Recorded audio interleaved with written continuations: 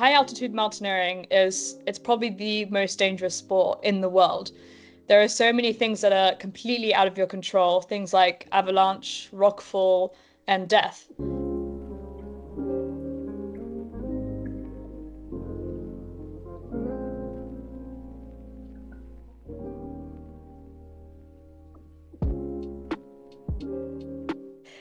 So my journey began when I was about 8 years old.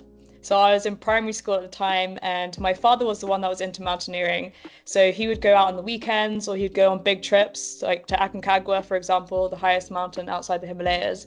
And I remember FaceTiming him from home, and he was at base camp, and I was just in absolute awe of what he was doing.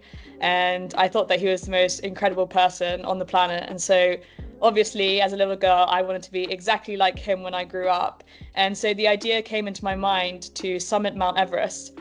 And a few months after I was FaceTiming him from Aconcagua, our teacher asked us to write a homework. And in the homework, they asked us to write down what we want to do when we're older, what's our big ambition in life. And so, of course, Everest was the one. And so I wrote a letter to myself saying that I want to summit Mount Everest and I want to become one of the youngest people to do so. And I want to inspire other people as well, once I've summited Everest, to summit their own Everest, whether that's mountains or something in work or anything else. So that's where the dream all began.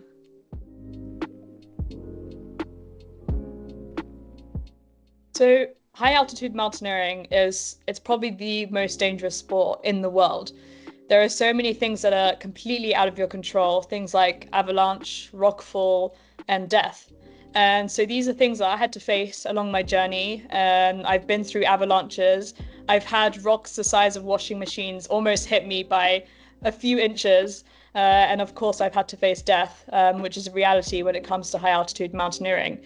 But there's also other things involved in mountaineering, such as the logistical side to it all, being organized and making sure that everything goes right from start to end, not just the physical climbing itself.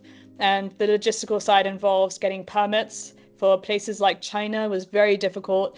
Had to wait an entire year just to get through the border with the visa and the permit. So these are all small challenges. Alongside this, you have to work in a team, and working in a team, sometimes it gets you to your goal even faster than normal. Sometimes it's incredible, but sometimes it does hinder you working in a team because it's dealing with other people.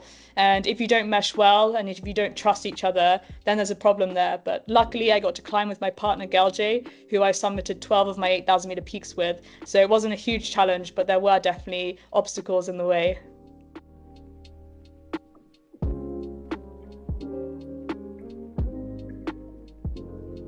So next for me is to actually focus on my company, which is a trekking and expedition company that I started with my partner about a year and a half ago. And so far it's been incredibly successful. And so the next step is to be able to allow people to come to the mountains, especially the higher mountains, who see it as a financial boundary, and hopefully break that down a little bit, because mountaineering is expensive, but it should be open to everyone because the mountains are part of nature. And for me, the mountains were my freedom. They were my motivation. They changed my life. And so to be able to give that opportunity to someone else would be absolutely incredible. And we also want to make sure that the mountains are a safe place to climb, because at the moment, there are too many people on the high altitude mountains, including Everest. And so for us, anyone that comes and joins our climbs need to have a record, an experience. They need to have a CV, essentially, of the mountains that they've done previously.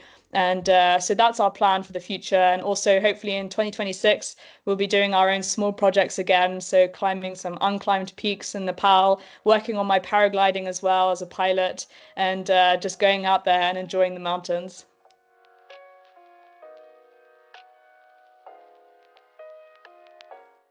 And the skills that I learned in mountaineering and the lessons that I've learned, they're all transferable to every part of life, really, whether that's in the office, whether that's at a race or at school, or starting up a business. And I learned so much about things like teamwork, resilience, perseverance, determination.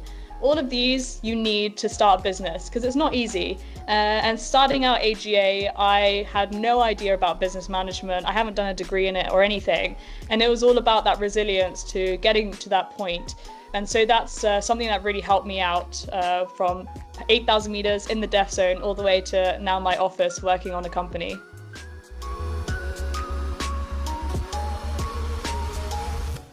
I hope that when an audience listens to one of my speeches, they are firstly inspired. That was my goal since I was 8 years old. So hopefully I made that goal come true. And secondly, I hope that people find the lessons that I teach or the stories that I tell to be transferable to their lives.